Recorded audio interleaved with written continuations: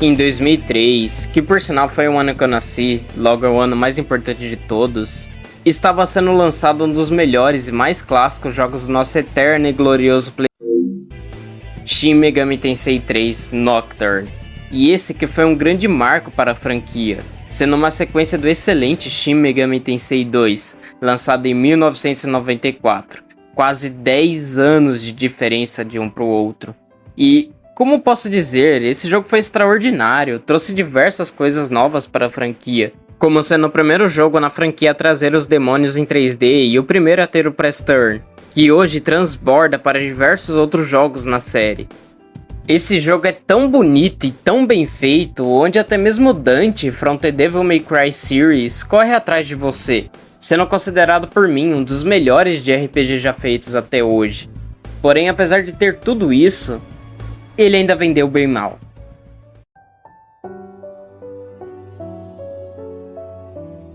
E digo bem mal mesmo, sendo considerado um fracasso e vendendo bem abaixo do que eu esperado, se tornando assim um jogo cult do PlayStation 2.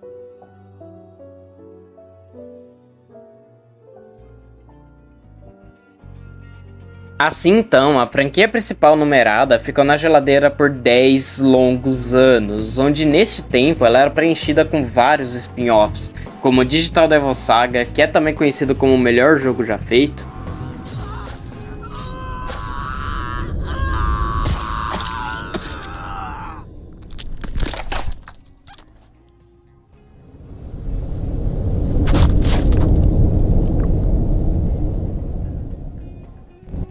Raidoku Zonoha, Devil Survivor e principalmente pelos Personas, onde acabou explodindo e se tornou a galinha dos ovos de ouro da Atlus. Acontece que em 2009 acabou lançando outro Shin Megami Tensei, porém este não se era numerado. Mesmo assim acabou caindo nas graças da fanbase e é considerado um dos melhores pelos fãs. Estou falando dele, o Strange Journey.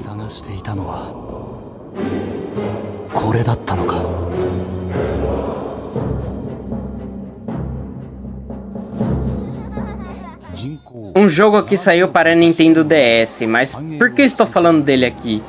Simples, ele foi a maior base do próximo jogo, cujo é o grande foco desse vídeo. E é claro, né, eu estou falando dele, Shin Megami Tensei 4.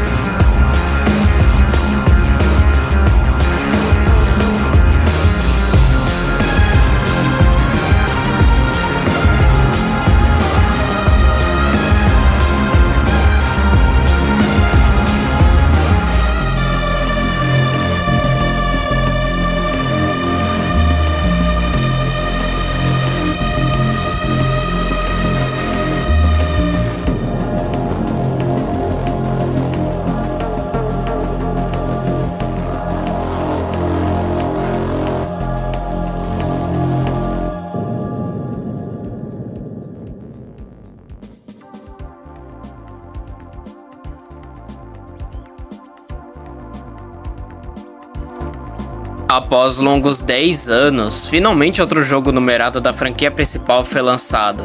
sendo feito para o Nintendo 3DS, o que, diga-se de passagem, foi uma escolha muito certeira da Atlus, pois, como eu sempre digo, quanto mais limitações, mais esforço será colocado, tornando-se assim então algo mais autoral. Agora, finalmente, depois de toda essa introdução, vamos começar o jogo.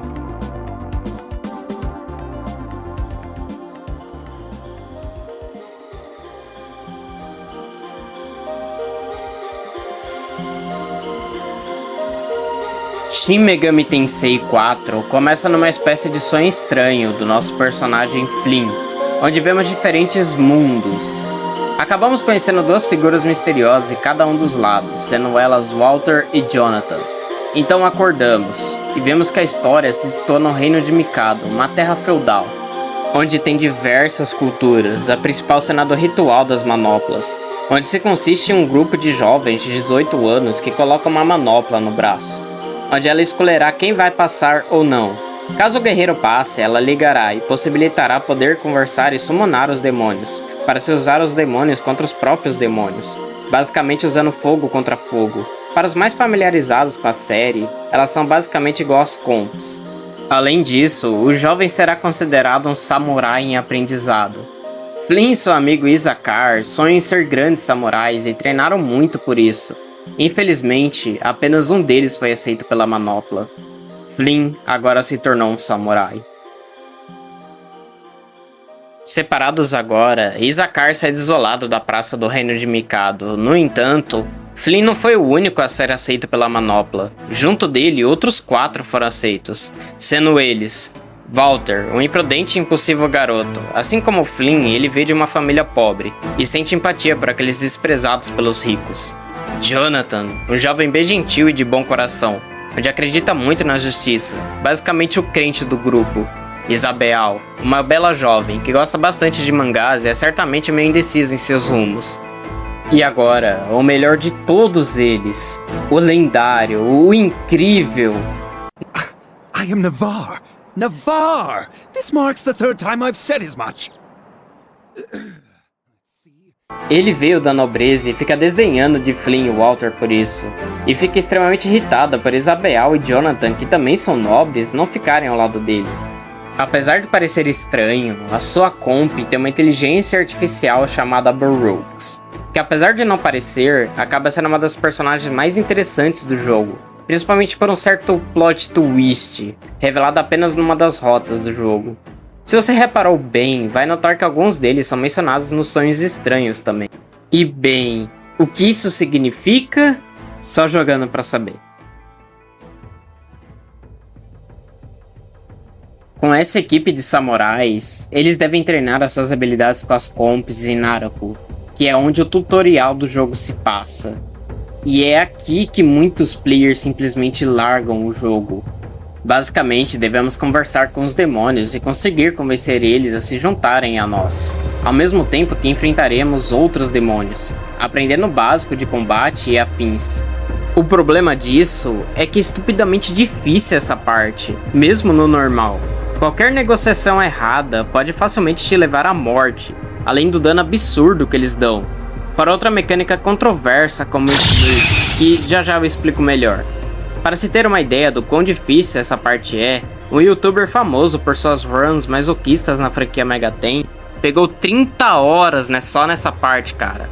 Então dá pra ver que ela é realmente bem treta, mas mal sabemos que tem algo bem pior vindo por aí ainda. Enfim, após todos os nossos tutoriais, agora devemos ir salvar o Navarre, que foi sequestrado por um demônio. Eu falei que ele era o melhor personagem, cara? Nisso vamos parar no domínio demoníaco, que são basicamente espaços criados por demônios poderosos, feitos para capturar presas e expandir territórios. A única maneira de se eliminar esses espaços é matando o demônio que o criou. Nessa tentativa de salvar Navarre, eles acabam encontrando uma garotinha.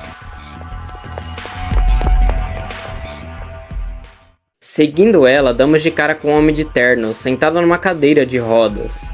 Esse ser misterioso se autodenomina como Stephen. My name is Stephen. I see that you're using demons quite efficiently. No wonder the girl picked up an interest in you. que nos oferece ajuda e demonstra um grande interesse em Flynn. Após isso, finalmente chegamos na sala do boss e... Are you winning, son?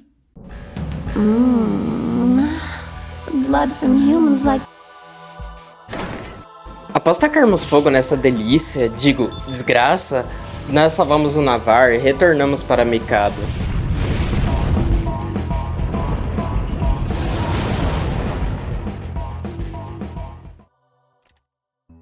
No outro dia, percebe que várias pessoas pela cidade estão lendo algo conhecido como literatura, o que é um conceito bem diferente para os nossos personagens. Eventualmente, isso virá algo muito pior, já que esses livros estavam fazendo as pessoas se transformarem em demônios, causando grandes desastres, obviamente. Nisso, moveram vários samurais para Kikijord, a cidade natal de Flynn, onde acabamos encontrando Isakar, que infelizmente não resistiu à tentação e se transformou no demônio. Agora devemos dar um fim a ele.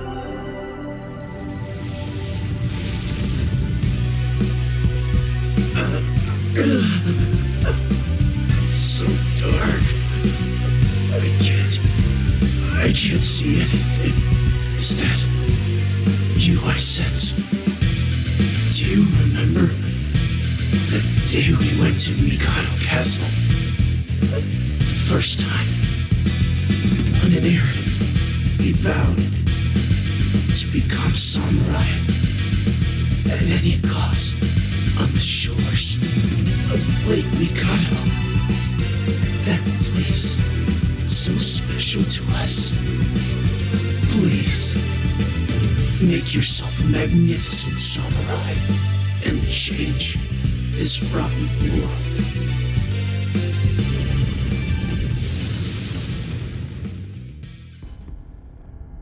Indo mais a fundo nessa exploração, nos deparamos cara a cara com o Black Samurai, que na verdade descobrimos ser uma mulher. Ela nos diz que Mikado não é tão perfeita assim, e nos faz questionar sobre o reino, afirmando que tudo o que ela fez foi apenas espalhar conhecimento pelo povo, e como uma forma de nos mostrar a verdade, ela nos convida a irmos até as profundezas de Naraku. Logo após isso, ela sumona uma horda de demônios e nos derrota facilmente. Enquanto estamos desmaiados, nos deparamos com Stephen novamente, dessa vez num lugar completamente estranho e vazio à sua frente, onde ele diz que aquela garota misteriosa quer se encontrar conosco novamente. Indo até ela, descobrimos que ela não está completa, pois todos esqueceram dela. Ela precisa ser revivida pelo bem de todos. Nisso, ela pergunta se vamos ajudá-la nesse objetivo. I need to be revived for the sake of them all. Please, won't you revive me?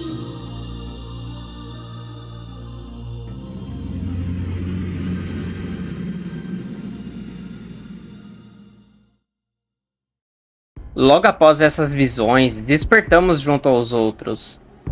Seguindo a única pista que temos, decidimos pedir ajuda aos outros samurais. Nisso, eles nos dão uma outra ordem, a de capturar a Black Samurai. Mas antes disso, devemos descansar, é claro. Nisso, acabamos tendo uma continuação daqueles sonhos estranhos de antes. Agora todos eles estão pressionando ainda mais o Flynn, até as profundezas de Mikado. Decidindo agora sim ir até lá, nos deparamos com um imenso portão, praticamente selado, onde se habita o trava-zap do jogo, o Minotauro.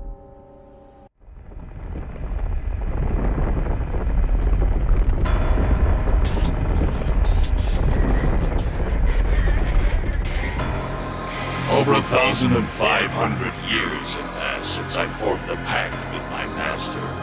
You are either truly skilled or fools indeed to ignore his warning. I will dine on your blood that wishes to mingle with the unclean.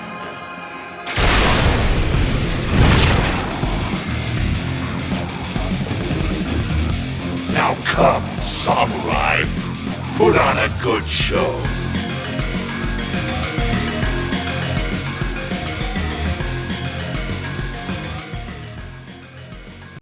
Essa luta é tão famigerada de difícil que muita gente, principalmente os novatos, simplesmente desistiram de jogar ele. Acho interessante dizer como as músicas de bosses antes era essa.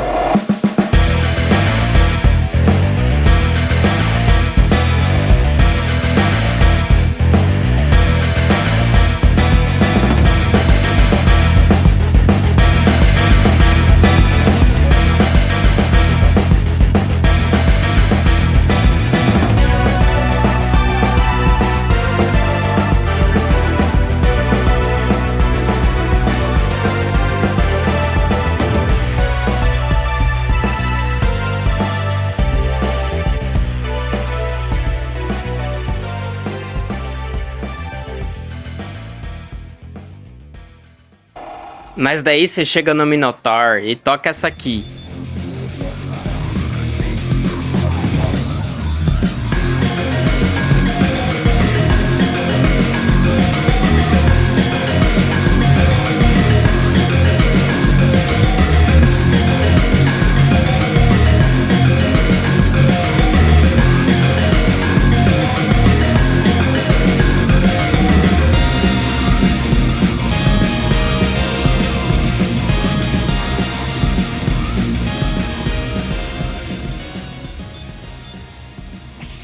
Ela é muito mais opressiva e te deixa muito mais tenso, te mostrando o verdadeiro poder que se encontra na besta na sua frente. Essa batalha é um verdadeiro cheque de habilidade do jogador, talvez até mais que o próprio matador do SMT3. Mas fora isso, ela é uma batalha extremamente foda. Um erro e você pode ir de Americanas, basicamente traz aquele sentimento de superar um boss que você considerava impossível. Cara, eu amo essa franquia, velho, de verdade.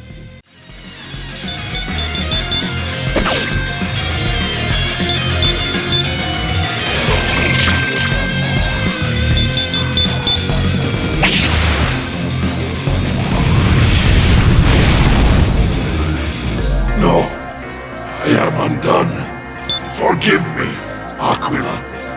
Our pact ends here, but perhaps we can entrust the future to them.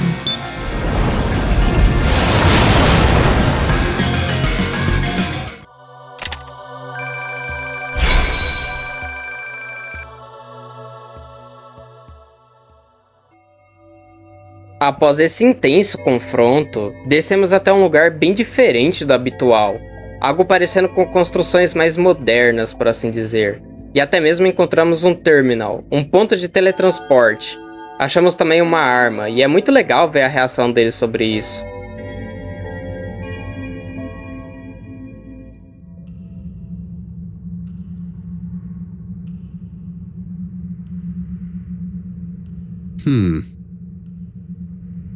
What is it, Walter? Have a look at this.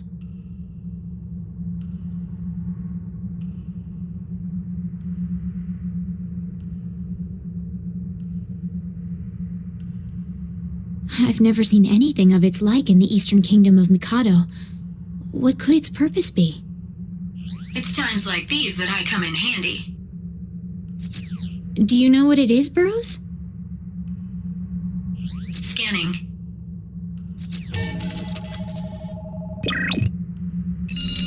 This is a weapon called a gun. It fires projectiles called bullets to kill enemies at a distance. Oh, another mystic relic. If so, then we must bring it to Abbot Hugo's attention. You don't have to worry about that. I'll automatically send data on the relics you find to the monastery. That frees you up to keep your focus on the mission. I need hardly mention it now, but you're quite clever, Burroughs. These guns could come in useful. Let's take them along.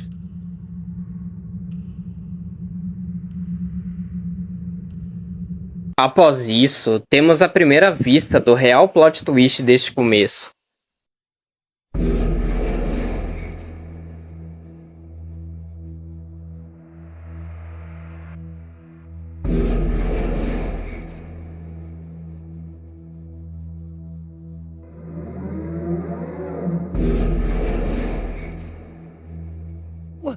What is this?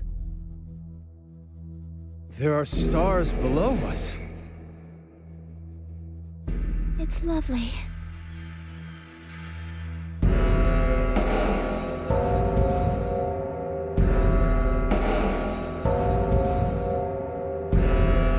Vemos Tóquio, uma cidade moderna inteira, soterrada embaixo de outra cidade medieval. Sim, esse não é mais um de RPG genérico, ele é a porra de um Shin Megami Tensei, baby.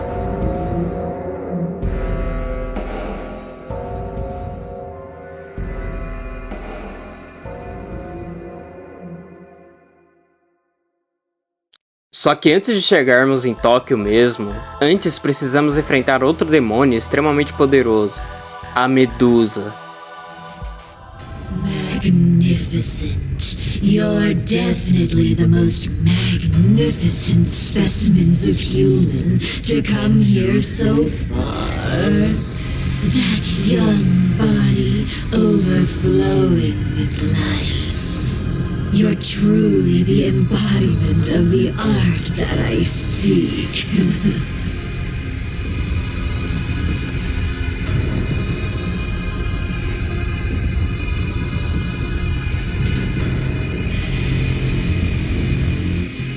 Humans have climbed up here many times, but I think you'll be the finest addition to my collection.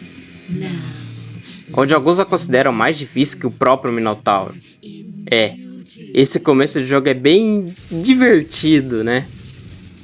Após a abatermos, finalmente aterrissamos em Tóquio.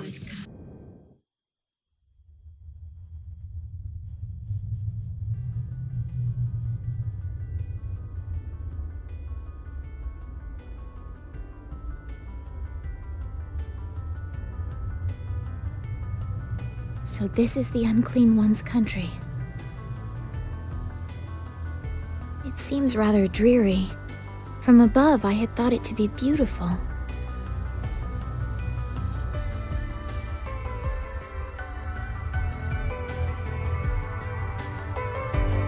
These gray, square towers everywhere. Like a cemetery lined with great tombstones. Agora que chegamos nesse novo lugar, cheio de outros Hunters, como são chamados os combatentes daquele lugar, onde realizam tarefas oferecidas por diversas outras organizações como Ashura Kai e Ring of Gaia, ao mesmo tempo que enfrentaremos demônios extremamente poderosos, cheios de domínios por aí e ainda devemos achar a Black Samurai. Realmente, o jogo só começa em Tóquio mesmo. E isso tudo nos leva para a gameplay, que é o verdadeiro core desse jogo.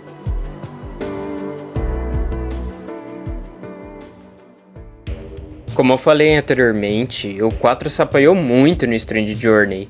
Apesar do jogo ser em 3D, o combate é no formato 2D, onde vemos as sprites e os demônios fazendo essa animação estranha. E esse foi o maior ponto de preconceito que eu tinha no começo, lá na época que eu só tinha jogado o SMT3. Tava engateando na franquia ainda. Já que eu preferia bem mais o estilo 3D do Nocturne, mas vamos dar uma chance pra esse aqui e...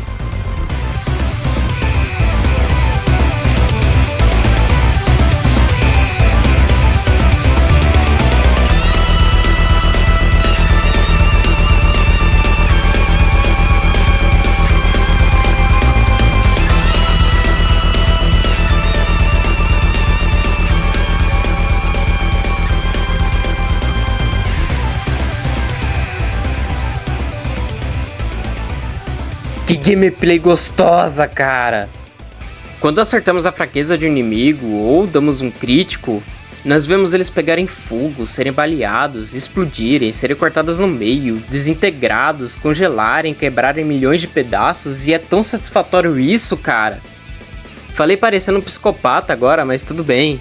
Falando mais detalhadamente, não só temos o sistema de press turn de volta, mas também temos outras mecânicas como o Smear que pode ativar quando acertamos a fraqueza de um inimigo, damos críticos ou até quando o inimigo erra o ataque ou nos ataca com golpe que somos imunes. Dessa forma, sentimos o orgasmo com esse som.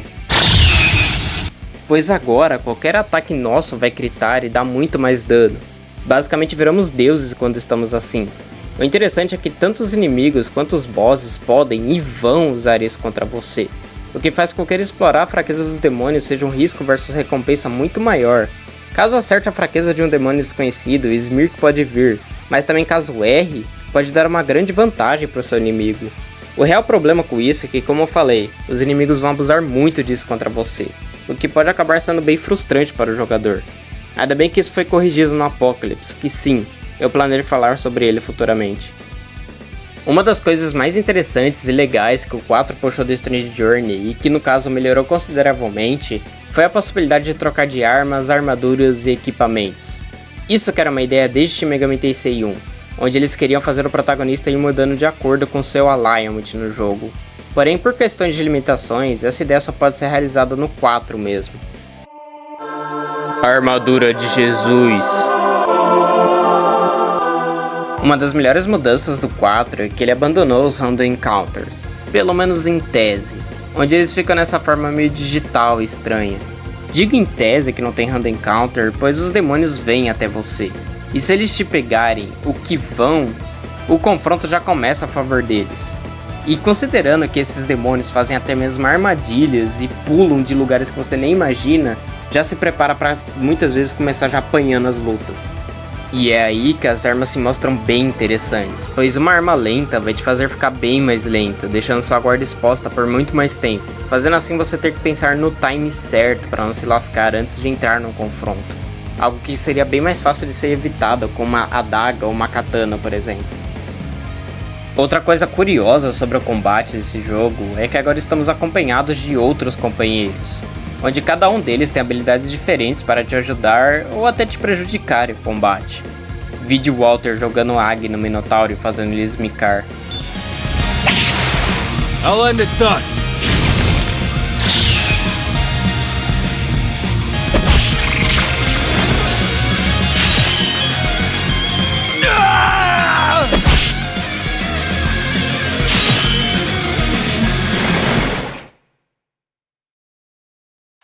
A única coisa realmente paia é que não é possível escolher quem você quer usar, o que dependendo da sua sorte pode acabar dificultando em muito algumas batalhas. Felizmente isso mudou no Apocalypse.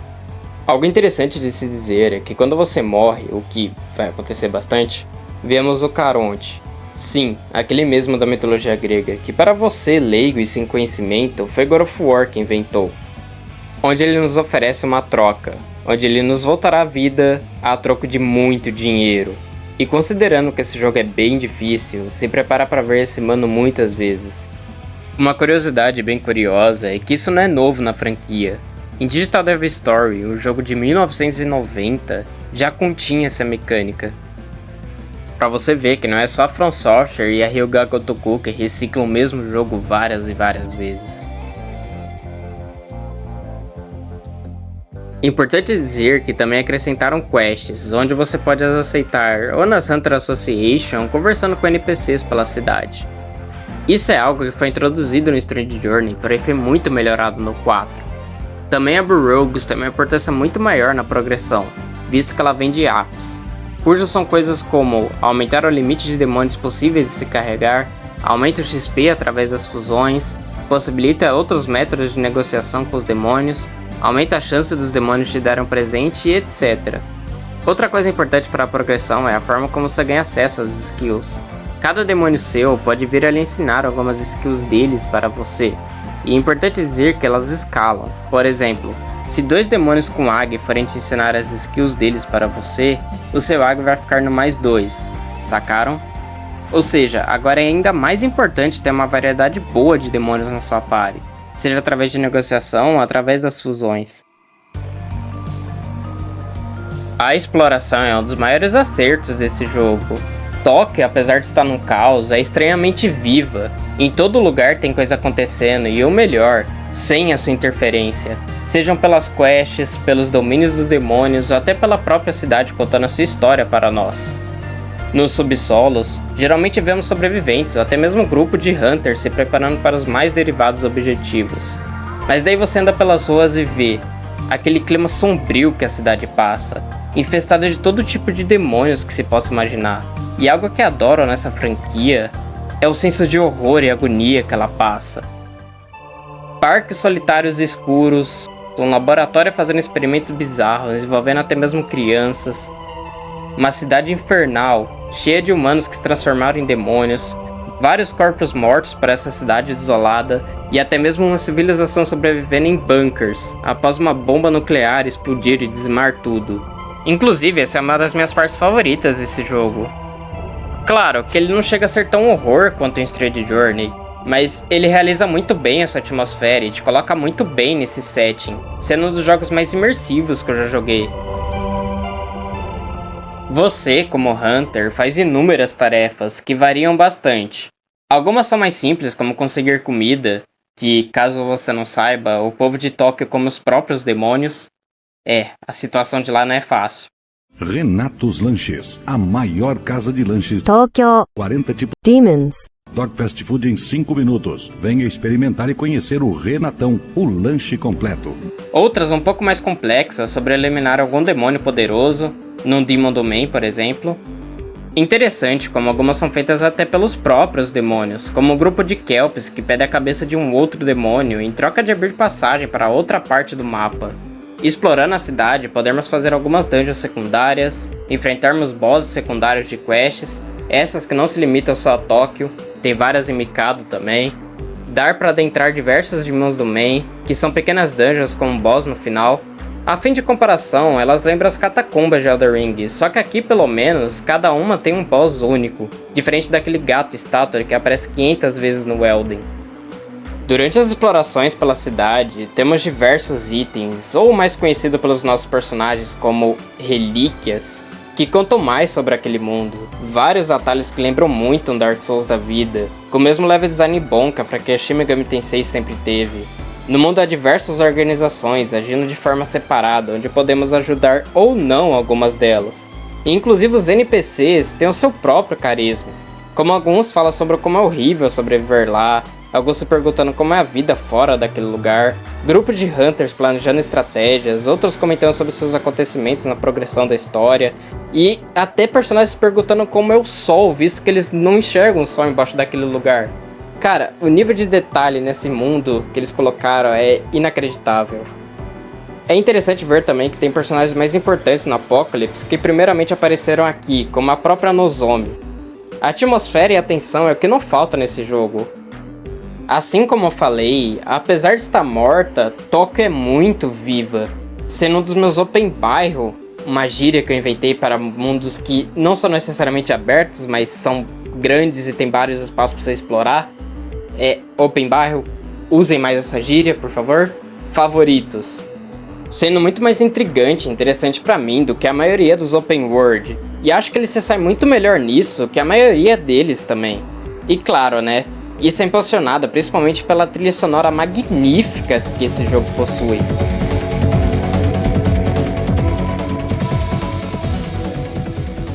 Cara, que trilha sonora absurda, velho. Eu digo com tranquilidade que é uma das melhores trilhas que você vai experienciar com o jogo.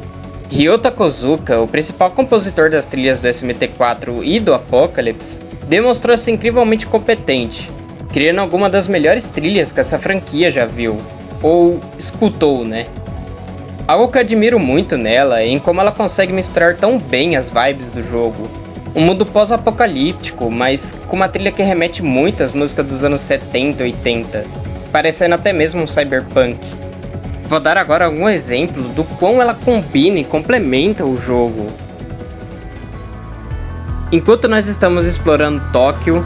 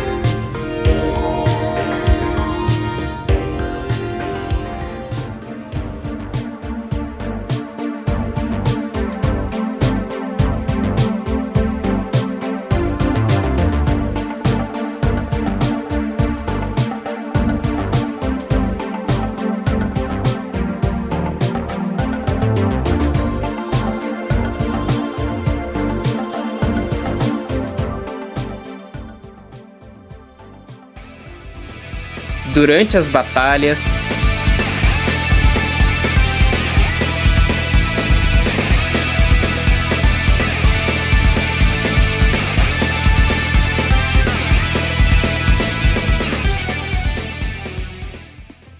durante um Demon Domain,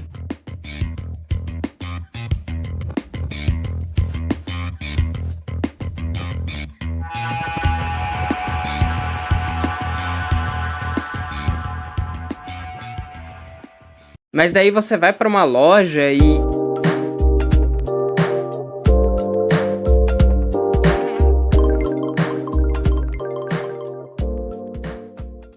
então vai comprar armas e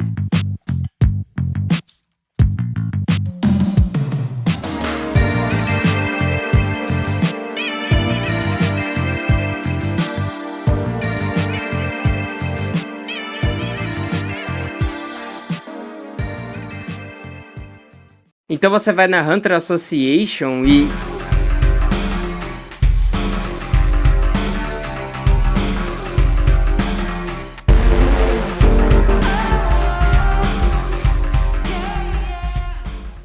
mas então você vai enfrentar um boss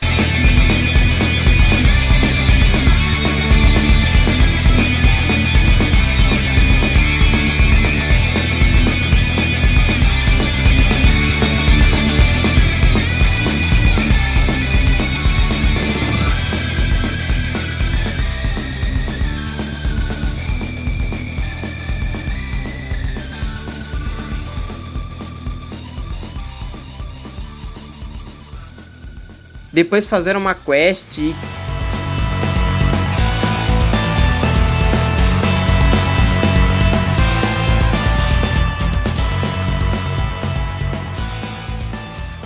cara, eu nem fazia ideia que esse console conhecido por Mario e Pokémon pudesse criar tanto banger assim.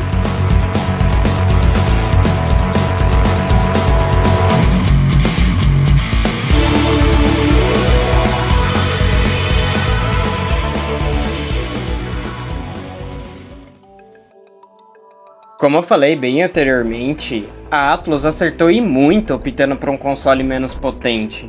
Assim as ideias dele se forçaram a ser bem mais criativas. Com isso, foi possível você colocar a maior quantidade de demônios da franquia até hoje. São 457 demônios ao todo, isso incluindo as DLCs. É coisa pra cacete. Uma prova do quão absurdo isso é, SMT5, o último jogo mainline, tem cerca de 221 demônios, menos da metade do que o 4 tem. A vibe que o 4 passa é muito mais Sentai e Tokusatsu. Basta ver o design de alguns deles, como Asmodeus ou Koga Saburo. Também é notável um visual mais grotesco e um sujo hiper detalhado. Dá pra perceber isso pelo design do Minotauro, da Medusa e até dos próprios anjos, que viraram algo semelhante ao biblicamente acurado. Algo que gostei bastante, dá uma personalidade a mais pro jogo. O único problema é que às vezes eles extrapolam demais, fazendo algo tipo essa aberração aqui. Aproveitando que estamos nesse tópico, preciso falar sobre o novo artista responsável pelos demônios da série, Masayuki Doi. Onde aqui ele foi o mais responsável pelos designs dos nossos personagens, mas futuramente viria a ser o principal designer dos demônios no Apocalypse. Eu curto bastante alguns demônios novos que ele fez. Eles são muito mais deslumbrantes em comparação aos demônios mais antigos, ou até uns redesigns ficaram bem legais também. Isso serve até para dar uma refrescada de tanta arte que o Kaneko já produziu. Só acho que são muito clean demais para Shin Megami Tensei. Pelo menos no SMT5 ele segurou bem mais a mão, onde os demônios novos combinam bem mais com a franquia.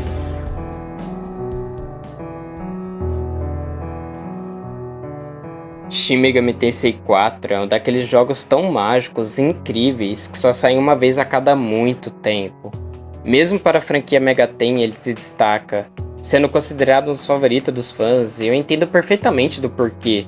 Seja pela gameplay espetacular, sendo bem competente em tudo que se propõe, inovando em muita coisa dentro da sua própria franquia e ainda assim trazendo muita coisa das origens da série, trazendo tantos fãs novos ao mesmo tempo que surpreende e agrada os mais velhos.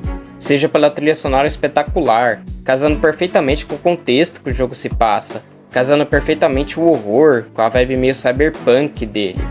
ou seja pela história incrível, com personagens fantásticos, onde a trama vai evoluindo mais e mais, com cada vez mais plot twists. Quando você pensa que está entendendo tudo, o jogo vai lá e vira tudo de cabeça para baixo. Nós vemos diversas dimensões, diversas entidades, cada uma delas com a sua visão. Lilith, The White, Stephen, Akira, Skins, Fujiwara, Jonathan, Walter, Isabel. Como cada organização lida com grandes sacrifícios em prol da sua segurança. E dependendo das suas escolhas, você pode perder facilmente uma grande peça desse enorme quebra-cabeça. E esse é o verdadeiro foco do Shin Megami Tensei 4. Escolhas. O jogo inteiro é pensado em como essas decisões podem afetar os seus amigos e até mesmo o mundo no geral. E isso é muito bem representado até mesmo na capa. O contraste entre o branco e o preto, entre a sua moralidade e sacrifícios. Inclusive, acredito fortemente que numa primeira jogada, se deve pegar o famoso pior final do jogo, pois assim te dará mais vontade de rejogar e tentar pegar mais informações da história, ao mesmo tempo que tenta achar uma solução diferente para aquela cidade. E te garanto que cada vez que você for jogar, você vai pegar algo diferente novo. Acho incrível como um jogo feito para um console considerado fraco e governado por jogos mais infantis, consegue ser mais inovador e trazer temas tão profundos e humanos, sendo considerado um dos poucos jogos classificados para o público adulto do console. Claro que ele não é perfeito, mas é uma joia rara e definitivamente um dos meus jogos favoritos da vida e também do melhor jogo do 3DS. Definitivamente um dos melhores jogos de todo o Megaten.